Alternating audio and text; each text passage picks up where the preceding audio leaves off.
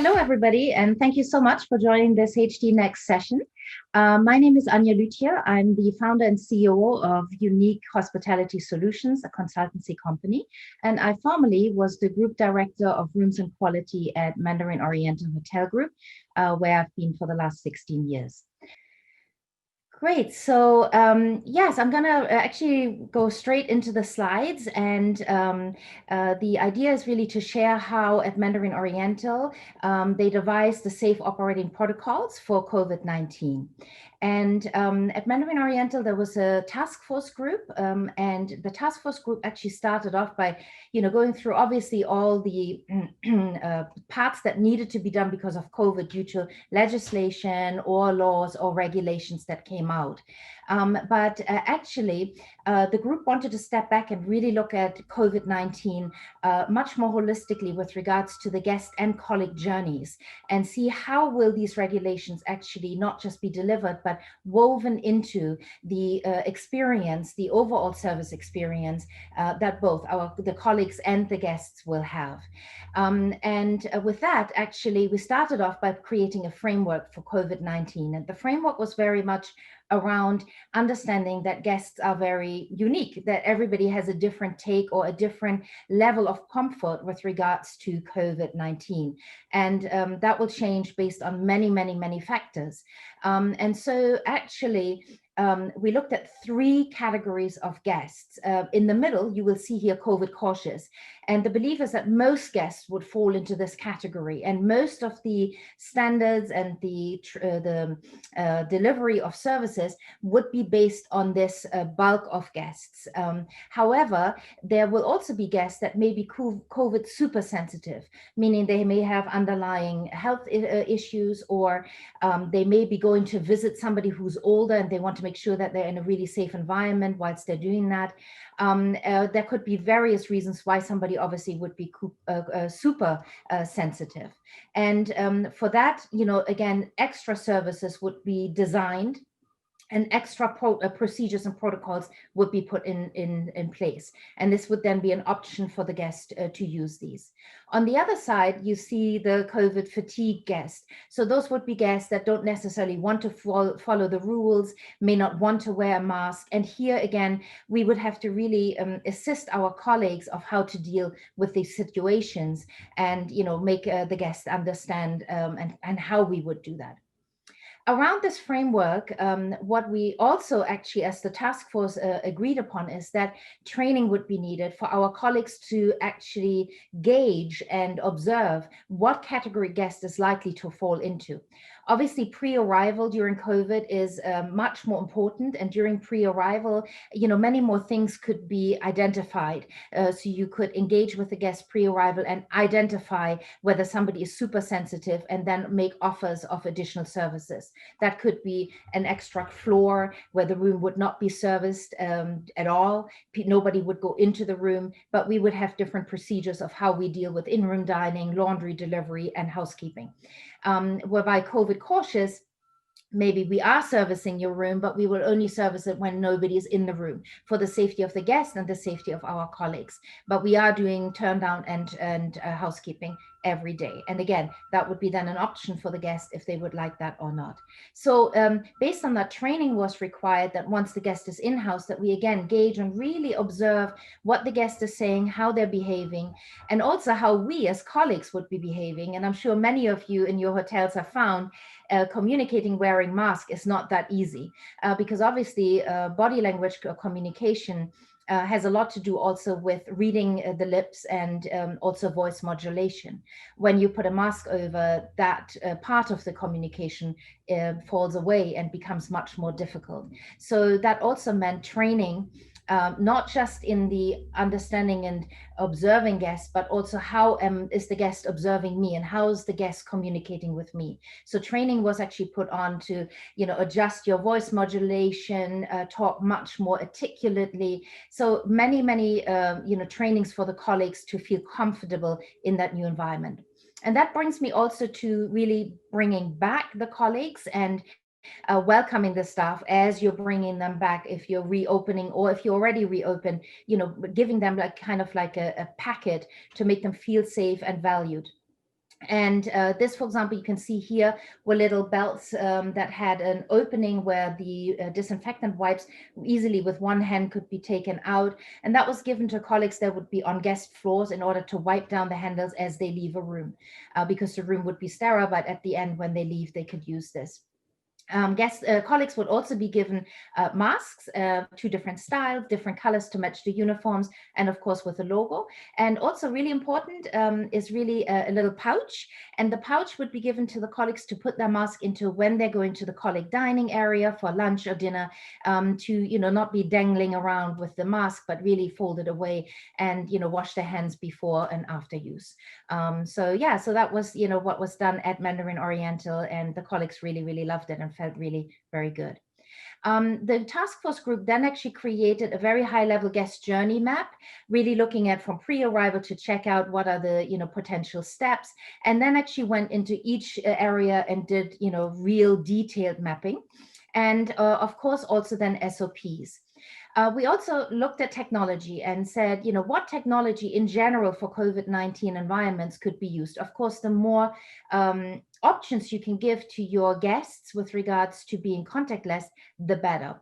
But it should be options, and it depends a little bit of brand and what your hotel is trying to achieve, of how far you will go. But here, for example, mobile check-in, check-out, many brands have this already, but if you don't yet, there is, technology available where you can offer that so the guests can do this prior to arrival on their own, and during the stay also check out that way.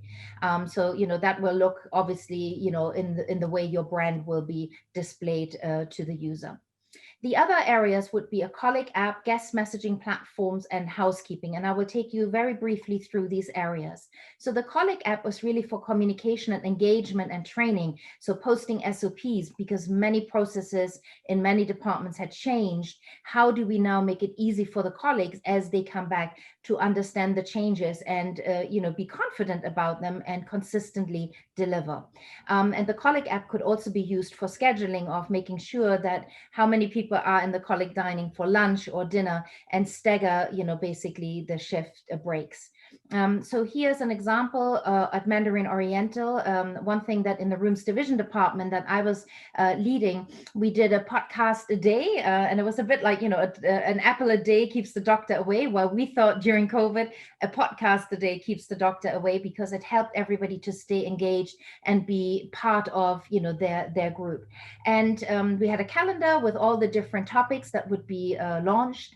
And, the topics were actually very much for development, personal development, and they really actually vary greatly. So we had a psychologist who was talking about, anxiety during COVID-19, but we also had fun things where one of our general manager did a tour of a, huge, the Emirates Palace Hotel, and, had told a lot of history and shared a lot of statistics. And so that's just one example, but it really kept their colleagues very engaged.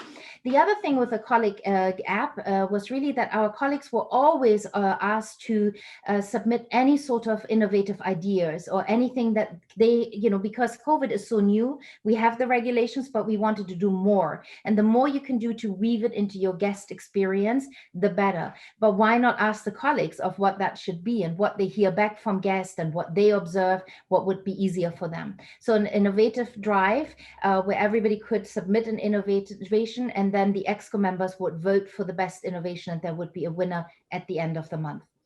And then SOPs, as I mentioned, the SOPs all changed, and at Mandarin Oriental, the group decided to actually change the layout of the SOPs. The way we normally train them was very different from just putting them in a digital use. So how can we easily, show what the steps are as a reminder for the colleagues? Because again, a lot of the steps have changed. And here's just to show how easy it is. The user would just look at any posting, click on more, look on documents, and bang, they could pull up straight away the SOP card that they're looking for. So always at their fingertips, they had it available.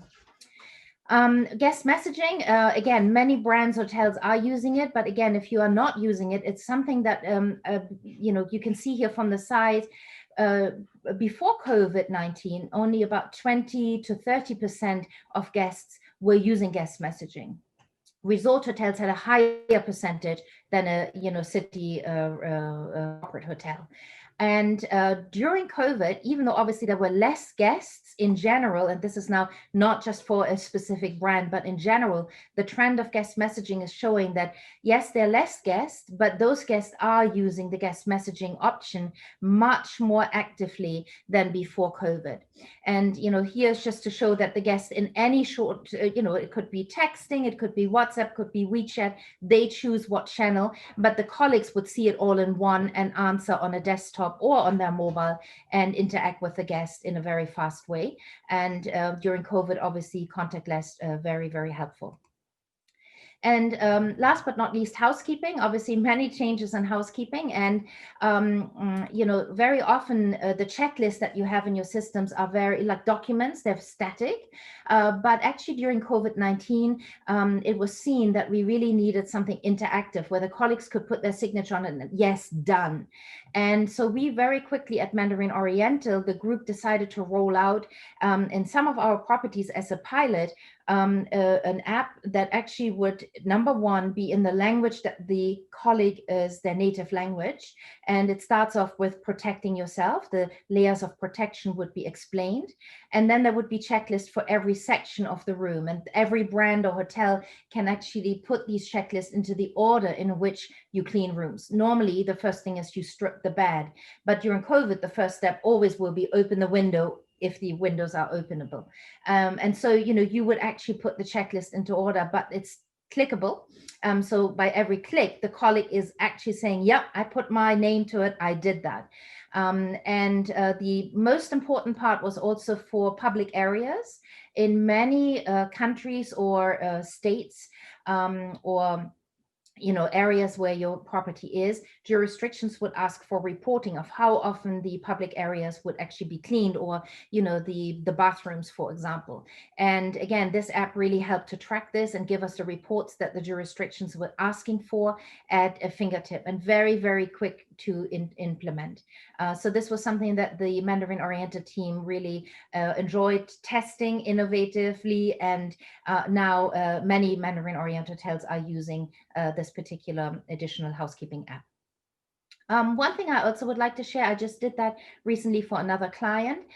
Before you bring colleagues back, particularly in housekeeping, to actually do an interactive training. So here's one idea, like you would, explain to the colleagues what has changed in advance, and you do kind of like, little tricks and questions and quizzes with them. So here in the interactive room, and you would obviously put the room picture of your own room, the colleagues could click and you will see, oh, here next to the bedside, we now have hand sanitizers, and you put in the one that is, obviously the one you use at your hotel, and you would put in how the housekeeper would be, replacing it or checking what the fill line is. Here's another example.